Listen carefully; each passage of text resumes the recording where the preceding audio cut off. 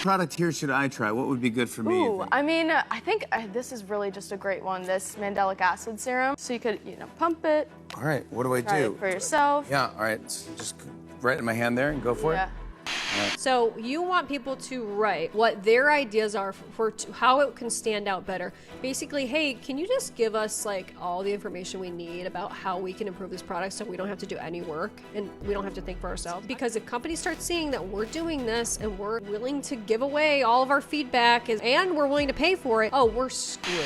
JiYu has become known in many internet social circles as being a company that manipulates in order to get sales. And I am of the opinion that if you have a truly good product, you don't need to misrepresent where your product is sold, use fake people saying fake things in order to sell your product. Well, I hate to say this, but the scam seems to have worked to an extent.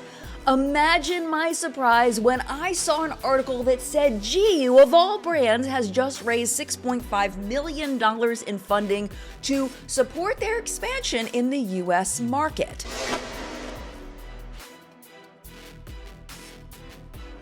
Hello, my friend. Welcome back to What's Up in Makeup, where we talk about everything that happened across the beauty space.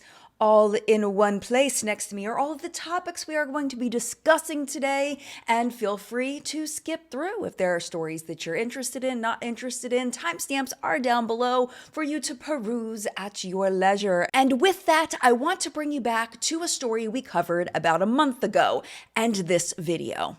Good versus bad skincare for mature skin, Sephora edition. I'm saying this as a cosmetologist who sees mature skin every day. Anua Heartleaf 77% toner, this is bad. Soothing, yes, but on mature skin, hydration stays surface level and lines stay visible. Brown Lab 1025 Docto Toner, this is good. Light but mineral rich, helps skin hold hydration and look smoother over time. JiYu toner pads, this is amazing. Barrier supporting, balancing, and one of the few I would use daily on mature skin. As a cosmetologist, this is one of the few pads I trust for mature skin. They're linked on Amazon. Don't wait, they go fast. If you didn't clock it immediately, this is very, very AI. This is not a real human being. This is a digital creation promoting a very real product in a place that they don't actually sell that product. JiYu has become known in many internet social circles as being a company that manipulates in order to get sales. And I am of the opinion that if you have a truly good product, you don't need to misrepresent where your product is sold, use fake people saying fake things in order to sell your product. Influencer James Welsh also talked about JiYu and how it felt like a scam. I think this brand is a scam, but I can't prove it, and I may need your help trying to prove it, in my opinion, for legal reasons. So this brand is called JiYu, and they say they're a Korean skincare brand, and you see all these videos of alleged Korean dermatologists saying how much they recommend this brand. But here's a few issues I have with them. I never see reviews from people who have just bought the product. It's always a sponsored review, again, not a bad thing, or a TikTok shop link review, again, not a bad thing. They also have these awful fake dermatologist, AI dermatologist videos where they're all recommending these toner pads. And I never trust a brand who have to use AI to sell their product. Well, I hate to say this, but the scam seems to have worked to an extent. Imagine my surprise when I saw an article that said JiYu, of all brands, has just raised $6.5 million in funding to support their expansion in the US market. According to Global Cosmetic News, the funding is coming from mostly private investors and strategic beauty partners, and the goal is to scale their North American operations and invest in clinical product development. The article, that of course is always linked down below, I put all my sources down there, says that JiYu is experiencing rapid growth across platforms such as Amazon and TikTok Shop, and is projected to reach over $70 million in annual revenue in 2026. Who made that projection? I don't know. I'm just reading from the article. So here's the thing. I am typically a very trusting person off the jump until you give me a reason not to trust you. And at this point, I do not trust JiYu as a brand because of the things they've done and are currently doing. They market themselves as a K-beauty product. And I was wondering wondering just personally, are they a real K-beauty brand? Now, the definition of K-beauty brand is really subjective when it comes down to it. Every person has to decide where their line is as far as what is K-beauty. So I did a little bit of detective work, and I'm going to share with you what I found, and then you can decide what you think and whether this is a brand that you want to trust. So the biggest thing they have going for them is that they do say that their products are made in Korea. They also have at the very bottom of their website an address, and that is a Korean address. So I put that in on Google Maps, and at that address, the street view shows a bank. But there's also building above it, so I thought maybe their office was above it. I don't know anyone personally that speaks Korean, so I did put this into Google Translate, which of course isn't always accurate. What appears to be in this building is a dental lab slash prosthetics place, as well as an automobile appraisal board and a headhunting slash HR recruiting firm, as well as a law firm, but I didn't see anything there that said JiYu. Now, it's possible they are renting a place there, or maybe they're going through the lawyer there. I don't know. I'm not saying that they aren't there, but I'm just saying it wasn't on the map. So that's something of note regarding the address that's on the bottom of their website. Now, the lab that a brand uses is typically not shared with the general public. That's very standard. So there's no way to confirm whether or not they actually manufacture their products in Korea, but it's very, very possible. I also noticed in looking at the trademark for JiYu that it specifically says that JiYu is a made-up word. It's not Korean. Again, lots of companies use made-up words as far as their brand names. I did see in, again, Google Translate that JiYu means based on in Chinese, but it doesn't mean anything in Korean. So nothing really major so far, but I kind of feel like, at least for me, in order to be a K-beauty brand in my eyes, it needs to be sold in Korea. I personally want to see these products that are popular in Korea, that are well loved by Koreans, to come outside of Korea, especially where I currently live in the US. Now, I could not find the JiYu products sold anywhere in Korea, at least not in any of the major retailers. Again, they mostly sell on Amazon and TikTok Shop. So I was wondering, are the owners of JiYu living in Korea? Are they Korean people? And I found out most likely not. The owner of the trademark is Living Earth LLC. That is owned by a woman named Sarah, and I am going to redact her last name for privacy. She is based in Connecticut. And the more I dug into this, the more I thought I had to be wrong on this because it just started to really not make sense. The state of Connecticut has Living Earth LLC not as a beauty brand, but as a home improvement contractor, and their business address is this. It's a barn next to another barn that sells apple cider. Across the street is an apple farm. But again, the internet is weird, and the address was a little strange here on Google Maps, so I'm not 100% sure I have the right address. But the point is that this brand, the person who owns the trademark, seems to be based in Connecticut, not in Korea, despite what the address says on the bottom of the page. And then I was like, well, maybe this is an expired license and someone else has taken it over. No, this business license is actually active and is currently in renewal. It's not expired. It's not taken over by someone else. This is the current license, the one that's a home improvement company. And then I went down the rabbit hole more because I find this stuff fascinating. And if you go to the JiYu website, it says specifically female founded. Fascinated on the trip to South Korea, 2 female entrepreneurs launched their own brand. And then in another press release, it lists one of the co-founders of JiYu as just Jen. No last name, just Jen. And then it quotes another person with no name, but just the title that says JiYu's Korea-based head of product development. I've read probably hundreds of articles about brands, and I don't think I have ever seen people in these positions not have both first and last names. I guess as a head of product development, maybe they work for the lab and they don't want to out where the lab is or who the lab is, so maybe that's why that's private. But to have the founder just be Jen is weird. So in conclusion, what I have come to as a personal decision is that this brand is no more Korean than POV by Michaela Nogueira. At most, it is made in Korea and everything else is US based, including the founders and the home base of the brand. Now, I'm not saying that's bad. I'm not saying the products don't work. I'm saying there is a lot that it seems like they're trying to hide and manipulate. This is the Seoul headquartered K-beauty brand that raised $6.5 million to possibly grow to a $70 million brand, and it belongs to a Connecticut landscaping and home improvement LLC out of what appears to be a barn. Oh, and they use AI marketing insinuating that they are sold in both Target and Sephora when they aren't. That's what I'm seeing anyway. So in the end, does this matter to you?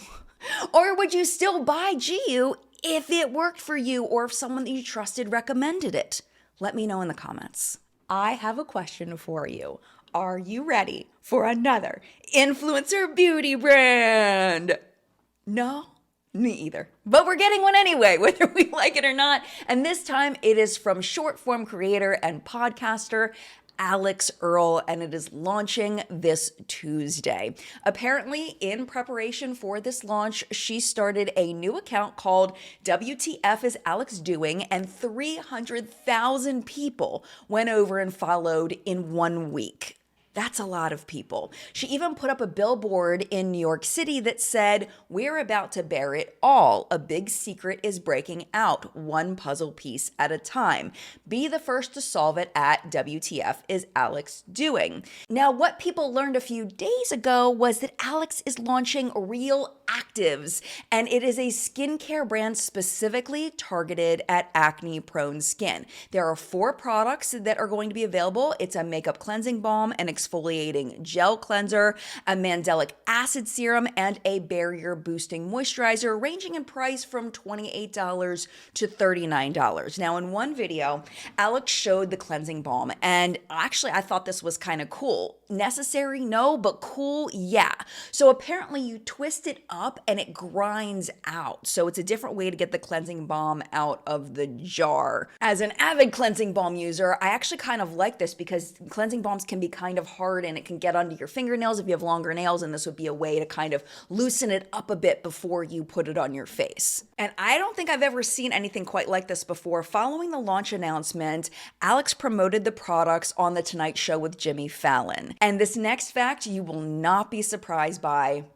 It's backed by Imaginary Ventures, who also invested heavily in Michaela Nogueira's POV Beauty. They also have money in brands like Kim Kardashian's Skims, Westman Atelier, Glossier, Kosas, and a lot more brands. As far as Alix's role, she listed herself as the chief brand officer, and Real Actives is being called her brainchild. Apparently, more product launches are planned through 2028, and Alix said in an interview with WWD, quote, "There will be new things that stem from either things I really love or things I'm interested in, but also frustrations I could never find solutions for. Finding those gaps is important for creating products and will be one of those things we're launching in the fall. I want to push this brand to think outside of the box and find fun, different ways to bring these products to consumers." Okay. Let's talk about this because I feel like this is quite the flip to the last story. We had in that story a brand claiming to be K-beauty, but it seems like it's not as cool as that. Where with this story, in my opinion, we have an influencer brand, which a lot of us are kind of tired of influencer brands, but it seems like these products might actually be based in real science and could help real people. So the question for you is, do you automatically count out Real Actives because it's Alix Earle's brand, or would you give it a chance because it might actually be good skincare? I'm curious to read your thoughts. When brands look at products and they see how inspiration might be crossing a line into copying and customer confusion, that's where lawsuits start. And there are a bunch of dupe lawsuits going on right now. Essentially, the brands who created the products are mad because less expensive products that are inspired by their products are being created as alternatives based on the products that they created and put on the market. And it's undercutting, they feel, their sales and damaging the credibility of their brands. If someone tries one of these dupe products and they have a bad experience, brands that are the ones who created the product are concerned that maybe that negative experience will then be associated with their product instead. Then there's the customer side of it, is that not everybody can afford or wants to buy a $40 moisturizer. Some people want to try a similar product, even if it's not quite as good, to have a taste of that experience. And that's where dupes come in to fill that need for some consumers. Now, Sol de Janeiro has become one of the hottest brands in beauty for, of course, their body sprays and also their Boom Boom cream. And in December, we covered their lawsuit against MCO Beauty. But what I did not realize at the time was that there was already another lawsuit going on with the brand that went all the way back to 2022. The brand that created the dupe is called Apollo Health and Beauty, which you've probably never heard of. I've never heard of,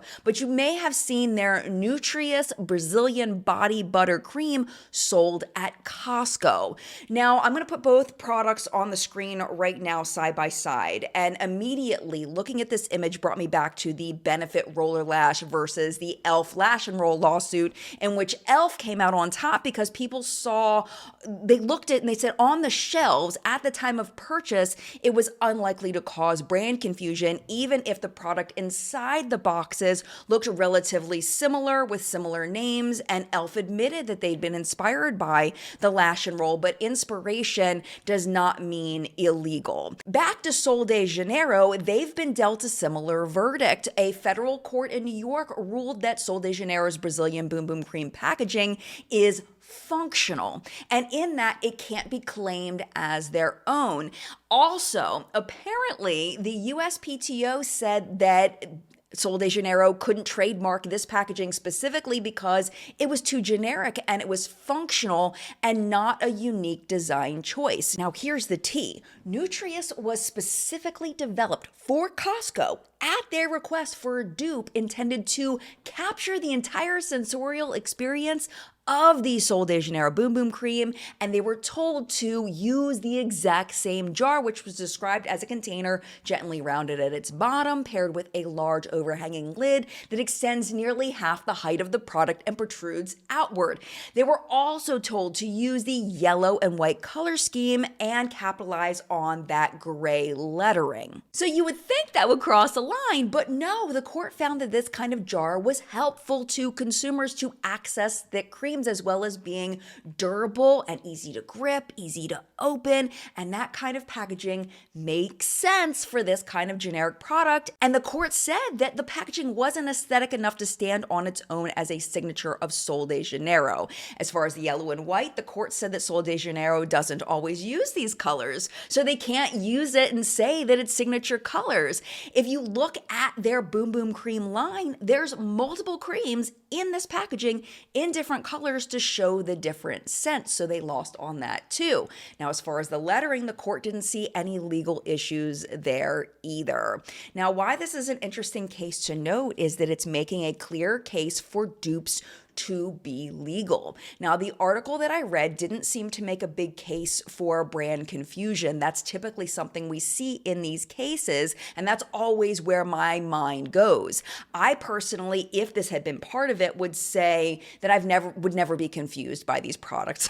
Honestly, the Costco one looks cheap as hell compared to the original. But this is the thing. If I was on a budget, I didn't want to spend the money on Sol de Janeiro, I would definitely look at this and think this was an alternative that I could try.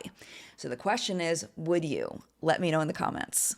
Leaked labs by the lipstick lesbians is still the talk of the town, even more so than when we talked about them last week. So I'm going to give you an update on what has happened since then, and I have many thoughts. A very big commentary channel took on the concept, and she made some really good points, and Leaked Labs also updated on their social media, and they did communicate with me directly on that post. So let's talk about it, starting with the Leaked Labs Instagram.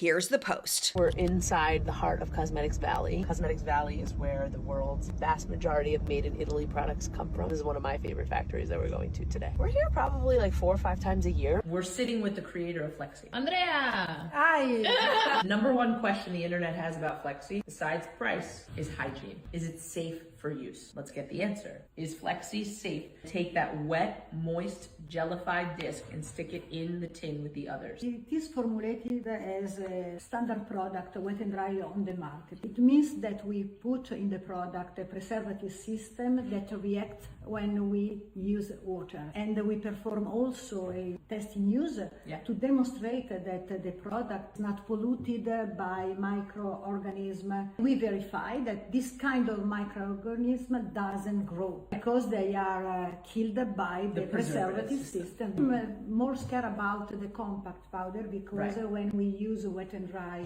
compact, the water stays a long time in the product, while in the Flexi it dries immediately. So the control of the microbiological growth is in place immediately. The result is good. When you stop to use water, in a few seconds it dries. And that's the magic of going back from one state to the dry. Okay, so this is one of the things that I like least about the Flexi powder. I have a full first impression review if you'd like to watch it, but I wanted to test this specifically, so I went back in. This clip that I'm showing you is from my first impression review, and I sprayed the heck out of these. And what I found was that even after about 30 minutes, the discs were still physically damp. Not wet, but damp. But the color payoff was acting as if they were dry. So I had to keep spraying them constantly in order to get that wet color payoff. So what I wanted to do today was to test what the chemist said in the video. Now it's important to note that in the tin, you get 2 different finishes. There's a glittery finish and a foiled finish. So I'm taking the 2 glittery ones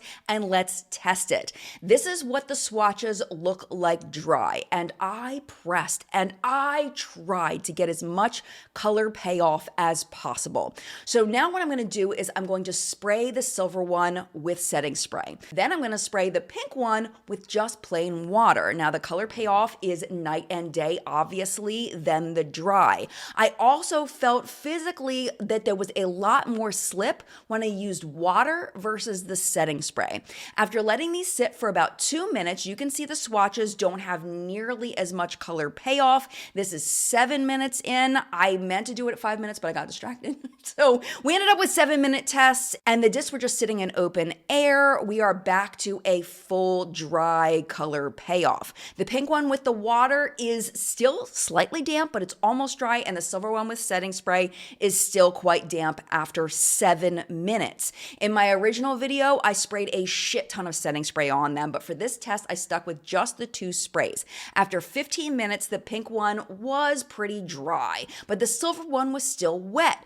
Then I waited another 5 minutes, and I did feel like the silver was ready to be put back in the tin. So to say these dry immediately, that has not been my experience. Not only when I sprayed the shit out of them, but also when I just did the 2 sprays and let them dry. And this brings me back to what cosmetic chemist Javon Ford was saying about letting them dry completely before putting them in the tin. But for like a casual makeup user, I don't think you have to worry about contamination, assuming you let each disc dry before adding it back to the tin. Because no amount of preservation can make up for moisture collecting in an enclosed space. For me personally, the issue isn't bacteria and other ickies growing on the Flexi powder itself, which is what is addressed in the video. What I'm personally concerned about is the breeding ground that we could be creating when we take the product with the oils from our faces and we mix them with water and then we enclose them in a sealed tin where there is nowhere for anything to go for an undetermined amount of time. This reminds me of why a lot of chemists suggest that you don't put droppers directly on your face like they do on social media and then put them back into the bottles. Also why some brands include a spatula for their jarred moisturizers and things like that. You don't want your skin juice and your skin flakes to get into a wet product and get trapped there. So even though I do think this video addresses some pieces, I don't think they're addressing everything. I also think I need to mention the video that commentator Kiki Chanel put up this week. It was so interesting, and it had some hot takes that I wanted to share with you. Of course, her full video will be linked below, and I strongly recommend you watch the whole thing. I can't even begin to explain how bad of an idea this is. Never, ever, ever, ever should we set the precedent or normalize doing a company's job for them. It's their job to come up with the products. It's their job to conduct focus groups and pay people for those focus groups. It's not our responsibility. It's not our responsibility to tell them how to improve their products. They should know how to do that, okay, through their own devices. Like I said, paid focus groups that they have to put money into. Essentially, what's happened here is they have found a way to put all the risk on the consumer. Okay, if the product's not good, they're just gonna abandon it. They don't even have to risk paying money out of their pocket to host a focus group. They're just gonna have you do it. They're gonna have you pay to be part of a focus group. Insane. I personally love how she clearly articulated this because I saw it more like a game, like paying to be a part of the process. Now, after hearing Kiki's perspective, it's almost like we're little kids and we're putting on like a little firefighter hat or a little doctor's coat, but we're adults and we're pretending to be cosmetic developers and paying to do that. And I do think there is a small market of people that'll find that fun. And I hate to admit it, but I think I'm one of those people. Like, I'm just being honest. I do think that I'm in the small minority though, and I do appreciate Kiki calling it out so people have, more awareness of what the strategy is here. And again, to be completely honest, even me who likes this kind of thing, I do think I'm going to get tired of it eventually if all of the launches are like this. Now, the next clip I'm going to show you is from the Los Angeles podcast, and I had not seen this before. And we're either going to find these orphans. I call them orphans because nobody wanted them. Yeah. Not the right way to say that. I think it's interesting what they're saying here of nobody wanted these products. This is the second time now that they've mentioned no one wanted to launch these products. Why? Why? Maybe explain that. Maybe let's do a video about why the hell nobody wanted to launch this product. How are we starting a brand off of, yeah, nobody wanted these things? What the hell? And we're bringing these orphans home, and I'm making certain modifications as a product developer, but as minimal as possible to get it to you as fast as possible. I watched this, and honestly, this was kind of upsetting for me to watch as a former elementary school teacher. There are people that are orphans, and they're orphans for various reasons, and some of those reasons have absolutely nothing to do with no one wanted them. I mean, how freaking hurtful. And if you were an orphan or a foster child, I am so freaking sorry for this. I'm sorry that they said that. It's bad enough how much trauma people have to go through that have been in that experience, but to have people talk about products as an orphan that no one wanted was really upsetting for me. I can't imagine how upsetting it would be for someone who's been affected by the loss of parents for one reason or another. There's innovation that exists now that people are not going to see until 2 years from now. But why not give consumers the opportunity to see it now if it exists? Right. So really, Leak Labs is a speed to market innovation pipeline. To me, I see this and I'm like, this is very bizarre. Messaging, marketing. I think that things take a while to come to market for a reason. I would rather, as a consumer, have things take longer if they're going to be fully fleshed out. They're going to be fully tested. This is like the best product. I would rather have that and wait a little bit. Okay, we live in instant gratification nation. They're marketing this as like a really good thing of like, speed to market innovation pipeline, whatever. But there's also the flip side of that, which is very real, which is what are the things that we're missing out on because this is getting to us so fast? Now, this is an excellent point. And in the end, I do think the vast majority of people believe like Kiki and don't want something rushed that isn't ready. And those are not the customers for Leaked Labs. Leaked Labs is for someone who wants to play and discover, not someone who wants a serious finished product. I'm already reworking this to be better because everything could. Wait, didn't people just get this like a week ago? I'm already reworking it. Like, okay, yeah, you those people that you have version 1, sorry guys, but you're out $34, you got a product and we're already making this better. I was floored by this part because remember, I hadn't seen this before and I was like, wait, what?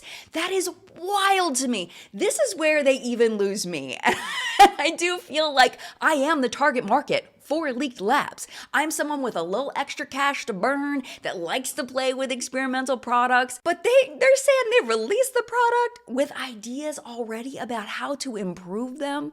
I don't agree with that at all. I feel like Alexis and Christina should release products with all of their current ideas intact and in the product if they really want the best shot at a finished product later that they can actually sell to the masses. That's really messed up, actually, that she knew that there were issues with this product and still sold it for $34 anyway when she already had ideas for how it could be better. That is wild to me because this podcast was released before the products actually got into customer hands. The product comes with 4 shadows. There's a gold one, a silver one, a bronze one, and a pink one. I'm gonna swatch them dry on this eye and wet on this one. Initial thoughts just looking at this product is that the thickness between the two are vastly different. As you can see, the silver one is I mean, this is why we don't do a markets to speed run pipeline challenge. Now, I did not test this on mine, but I didn't notice any difference in the thickness as I was using them. And now that I've used them a few times, some of them more than others, I don't think it's fair to compare the thicknesses of mine at this point.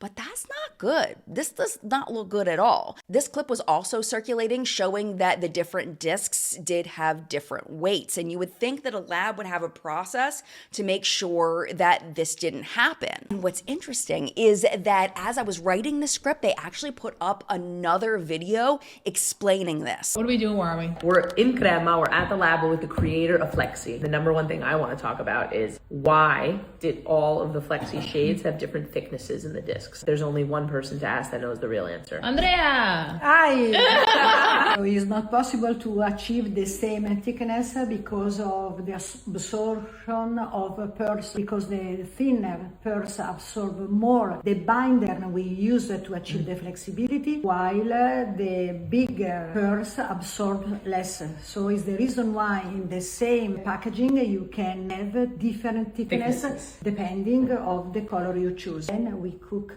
by hand and we put in the oven. We have the same result that we have when we do cookies. Possible to control the thickness. You can't control the thickness of your cookies because you're making them by hand. Very hard. It is. This is the same as black pigments absorbing and a base being more rough. Everyone swatched a black eyeshadow and it's never as creamy as a matte.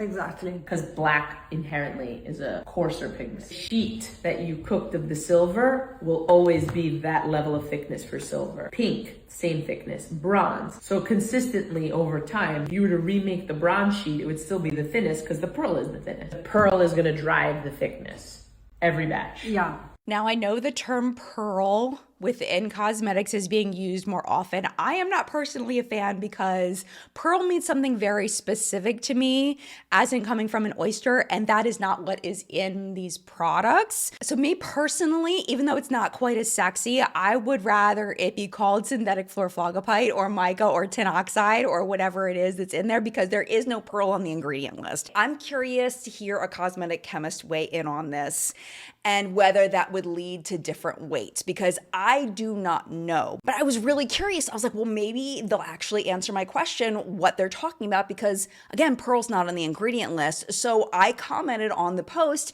instead of pearl, can you share the ingredient that she's talking about? And Leaked Labs did respond, and they said, great question. When we say pearl, we're referring to effect pigments, which is a thing. We keep the exact trade names private since those specific blends are proprietary to our formula, but the thickness difference you're seeing comes from how those pearls are engineered. Some finer, some more coarse, which is why you're seeing different thickness across the shades in the Flexi base. And okay, so I responded, thanks for answering.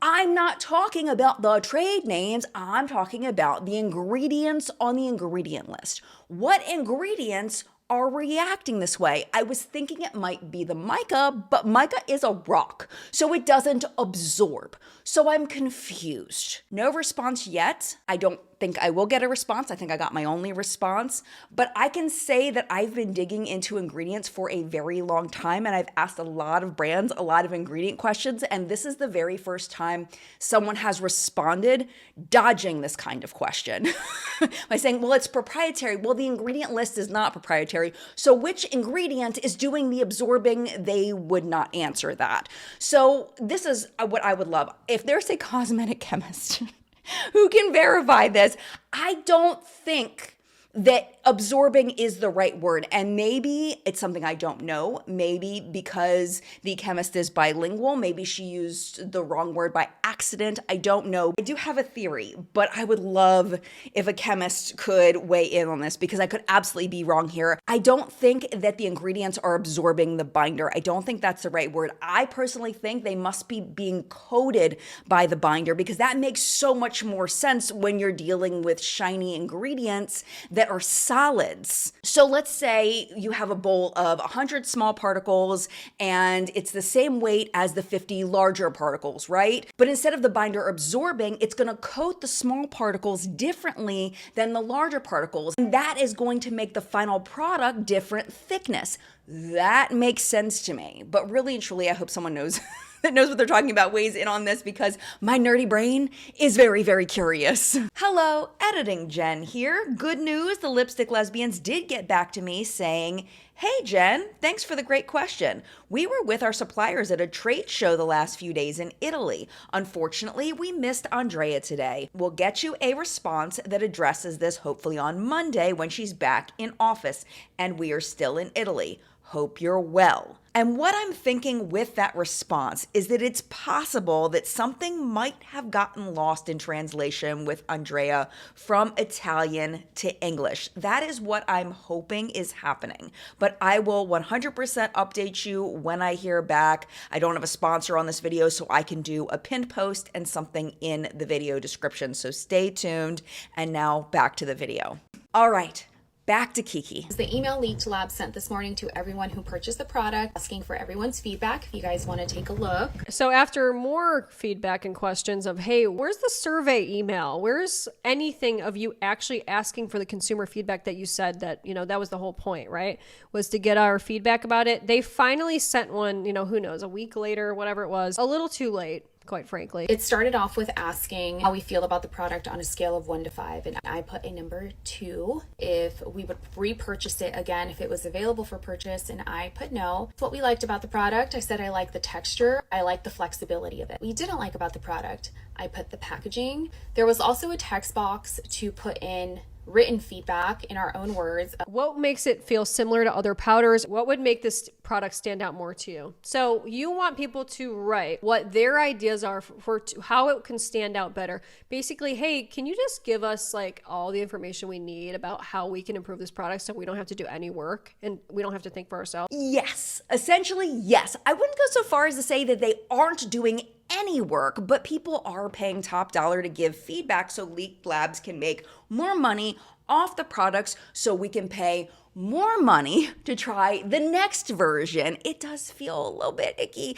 but in the end, this is the thing. If someone wants to do that, they absolutely have the right to do that. And if people don't want to do it, they don't have to. And my whole thing is that customers should be given all of the information so that they can know exactly what they're getting into to make an educated choice of whether they want to participate or not. Feedback collection from these paying customers is literally what a focus group is. The reason focus groups have always compensated participants is because consumer feedback has real value. If we normalize the consumer giving them money for that privilege instead, we're handing that value over for free. If we do that, the whole industry will notice and act in what is in the best interest of the corporate bank account. Exactly. It sets the most dangerous precedent for the future of beauty. And that's why this is so important to talk about, that we do not give away our feedback for free. We cannot let these brands cut corners, take advantage of us, exploit us for our ideas, our own innovations. They have to bring it to us. They don't want to work hard anymore to get our money. We're giving it all away for free right now. And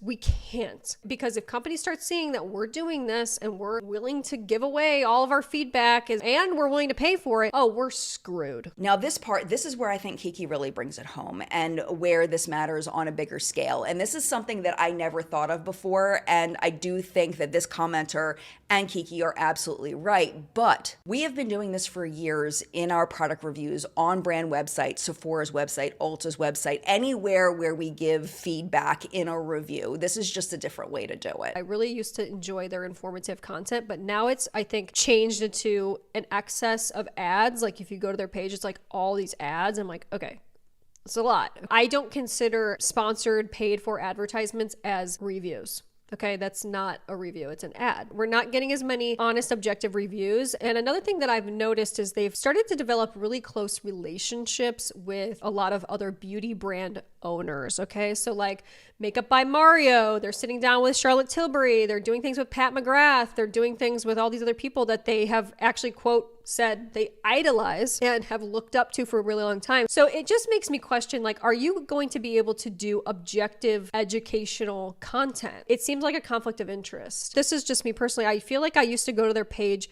and it would be the question of, what else can I learn?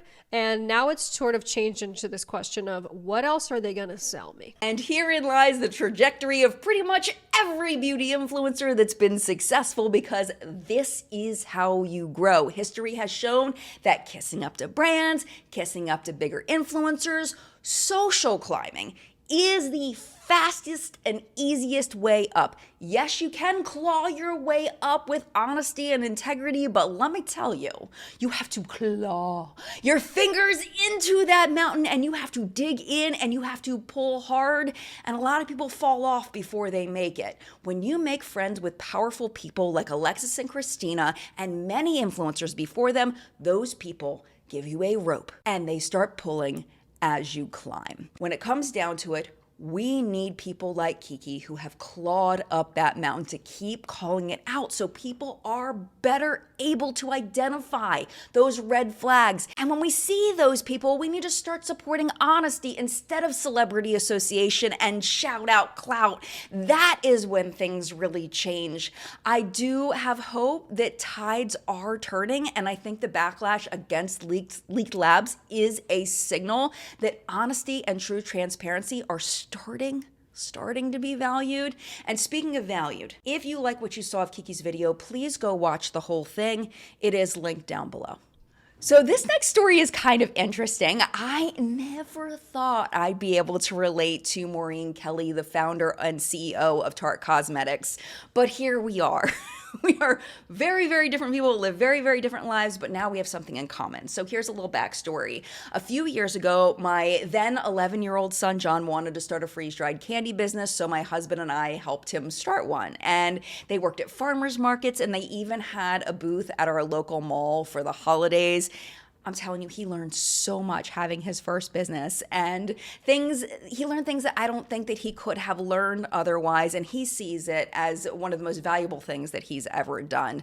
We would do it 1,000 times over. Now, Maureen Kelly is helping her sons do the same thing. Their brand is called Finsol, and it is named after the boys Finn and Sully. Hi, I'm Maureen. I'm Sully. I'm Finn. Finsol started as an idea. Late nights, just too many tabs open in your brain, trying to figure out how to feel more clear, more focused, just more like ourselves again. No big team, no perfect plan, just figuring it out as we went. Built from scratch, built with intention, for the days you need to lock in, and the moments you actually want to remember. And somehow it's finally here, from our family to yours. Thank you so much for trying it. They aren't children though. It looks like they are college age. The about page of Finsol says it's a next gen stick pack with electrolytes, nootropics, and essential vitamins designed to help you think clearer, stay sharp, and keep up. Zero sugar, no junk,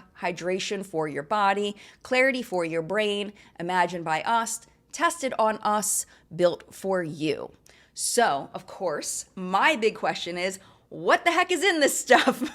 So what it is it starts with a standard electrolyte complex that you've probably seen 1,000 times, followed by a modest B vitamin stack. And there's also caffeine in the caffeinated version that they compare to a small cup of coffee. It is sweetened just a little bit with a stevia derivative.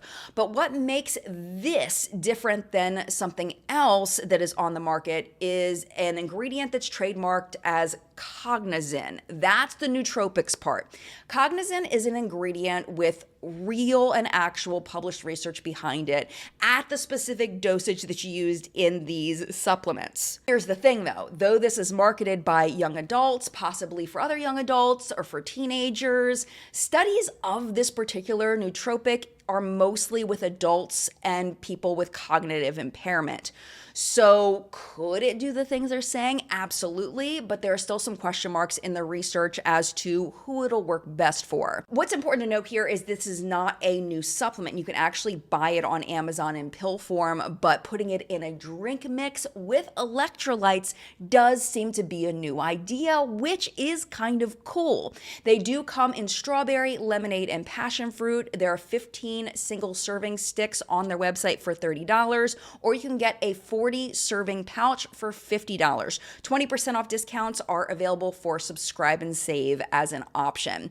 I am so curious where this brand is going to go, and my perimenopausal ass can use both hydration and brain function too, so I did order a variety pack, and I will let you know how it goes. As it does, big business is big businessing, and this potential merger has big consequences for some of the biggest beauty brands in the game. Leonard Lauder wrote in his memoir, Estee Lauder is a family in business. The stronger we are as a family, the stronger we are as a company. And herein lies the drama of this merger. Those family ties are being tested in a massive way. So apparently in the second half of 2025, Estee Lauder and Puig were in secret meetings talking about a way to bring their companies together to maximize profits and growth. Now, this is a huge deal because Estee Lauder has been courting Puig for years before they became a public company, but Puig always said no. Here's the thing. L'Oreal is crushing it, and they are starting to realize that there might be more power in overtaking L'Oreal if they join forces. And if that happens, this could be the biggest beauty deal in the history of beauty deals. It would also mean that MAC and Charlotte Tilbury would have the same owners. Now, if you've been watching What's Up in Makeup, you know that Estee Lauder has a separate problem, and it's the Lauder part of their name. Heir to the fortune is the problematic and truly terrible Ronald Lauder. Even though he doesn't have hardly any power in decision-making at the company, his name, paired with his close friendship with Donald Trump, has sparked a boycott that might be affecting his grandmother's namesake brand's bottom line. Because not only are people choosing to boycott Estee Lauder itself, but all of the child companies under the parent company. Did I mention he is also in the Epstein files? A lot. Now, the company hasn't addressed it directly, and we can't say for certain it is affecting the bottom line, but it is hard to ignore the timing of all of this. We do not know if this bad press contributed, but after the announcement of the possible merger, shares of Estee Lauder have fallen close to 8%, while Puig opened up around 14%. There is also another layer to this, and it is drama within the Lauder family. Non-executive chairman William Lauder, whose father Leonard Lauder was the company's largest shareholder, does support the deal, but his cousin Jane Lauder, the company's second largest shareholder, opposes it. She said that there has been disagreement between the two families for too long because they have significantly different ideas about how the company direction should go and the role of family legacy within the brand. So she is completely and totally against it. But do not think that this drama is only on the Estee Lauder side. It is also on the Puig side, going through a similar family feud between Manuel Puig, who is the company's largest shareholder and has said no to this thing that they're trying to do, but his cousin Mark Puig, who is the executive chairman and former CEO, he is strongly in favor of the merger. So apparently the cousins do not like each other, but they need each other to make this agreement. And it is absolutely wild that reports say that even though Manuel's role is pretty much ceremonial, he still has a significant influence over the company, and Mark needs him to get this deal done. Oh, the other thing I found out, Mark is stepping down as CEO, so that adds another layer to it. What it comes down to is that Puig is growing, Estee Lauder is sinking, and they both want to beat L'Oreal. But with generations of family history, we'll just have to wait and see if they can pull it off. In other business news, Olaplex has been through it over the past couple of years. They had that class action about them causing hair loss. That was found in Olaplex's favor, by the way. Then that led to a continuous and steep decline in sales and value for the brand. Olaplex's stock declined more than 90% since the group went public in September of 2021. Now, there's been years and years of bad news for Olaplex, but it looks like things are finally looking up. Henkel is going to acquire Olaplex, and not for some low dollar amount. They're acquiring it for $1.4 billion. And I had to do a double take because it's like, why? Why would they do that? Because what used to be a signature and unique selling point for Olaplex, their bonding technology, is everywhere now, and the market is pretty much saturated with that bonding technology. So it's like, why? They've been doing terrible. Why such a big number? Well, investment bank Jefferies said on the record that growth remains weak and the business is still mid-turnaround. So I guess Henkel sees some good opportunity there.